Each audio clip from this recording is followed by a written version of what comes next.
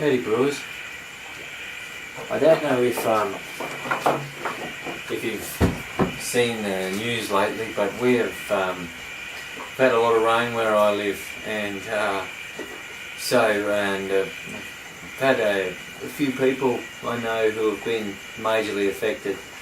So they'll be out of their homes for a few weeks. So I thought, well, and because I just don't have time at the moment to make an all grain, but I thought I would make them some nice home brew for when they get back and start moving back into their houses. So in here I've got my mixing spoon and my airlock.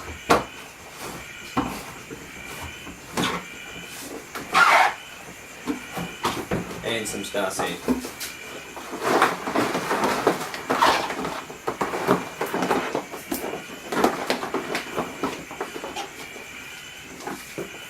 One thing about these 25 litre big mouth fermenters is, so I measured it out, I hope you can see it, but the top of the sticker is 19 litres, and this lip right here, so while the sticker might change where it's placed on the thing, I think that this is just lucky. This bottom lip here is 23 litres, 6 gallons. So pretty handy to have this one. That's your guide. You don't even need the graduation marks on it. So it's already, I've already done it. If you wanted to get them, I think they're about $20 from Bunnings, something like that. The beer we're going to brew is Cooper's Real Ale because that Australian special bitter brew blend was so good that I brewed some time ago with a Morgan's Classic Bitter, or Mangrove Jack's Classic Bitter. I went and bought another one, but this one is the English Bitter, number 70.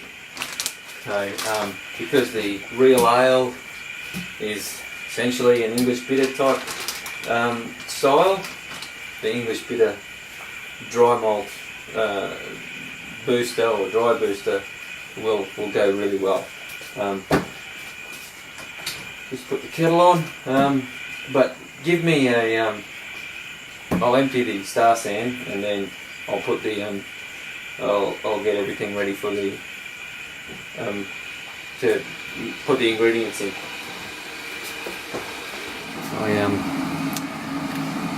This is cold, I'm not going to worry about warming it up.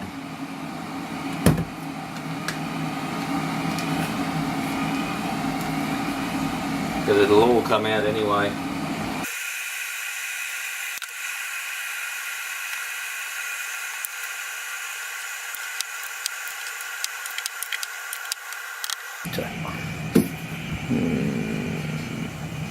Still a little bit in there.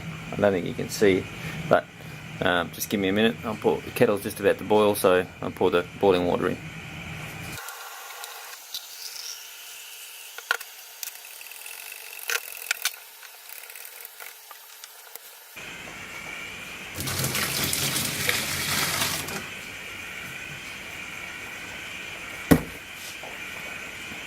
And that's sort of virtually clean inside.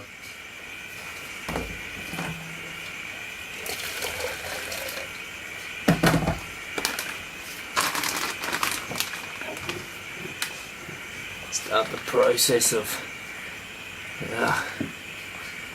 mixing this malt extract, the liquid malt extract, into the boiling water.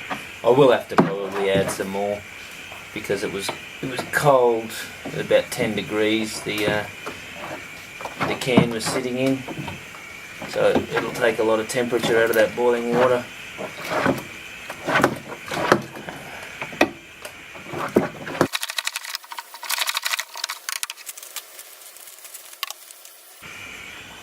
Again, this is pre-hopped dry malt extract. It just smells pretty amazing.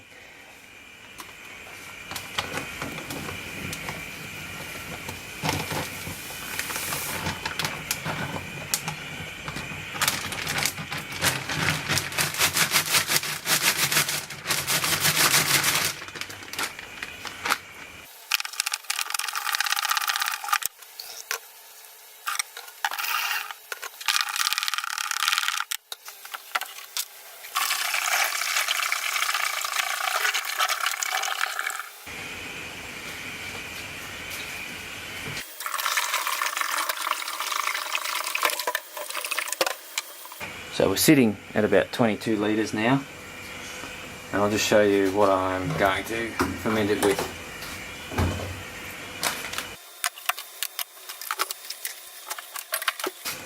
So this is the SO4 yeast from the golden ale.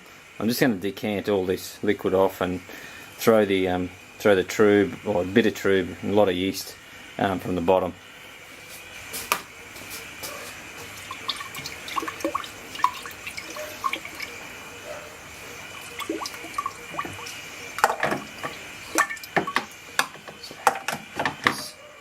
This will be the third time I've used this yeast now, and I'll get a few more out of it this year.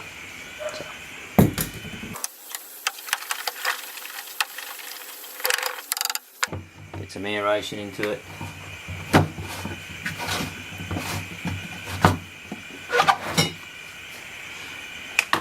You might have noticed the keg here. Well, this is the golden ale, and because I'm doing and I've got a few bottles, and I'll just show you one. I know it's in a clear bottle, just don't have kittens, but look at that colour, just gorgeous. So that'll be ready in a couple of weeks to taste.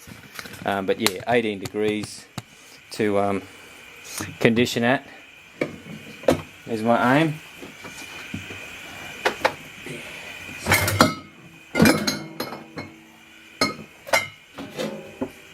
And yeah, so that'll be ready in a couple of weeks.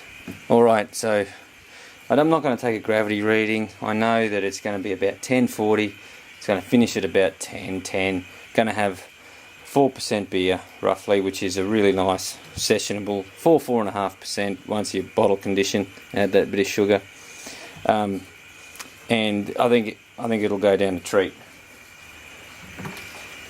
So that's just a quick and easy extract brew for some people who will probably need it in a couple of weeks. Alright, thanks for watching, and if you've got any questions, feel free to ask. Otherwise, happy brewing.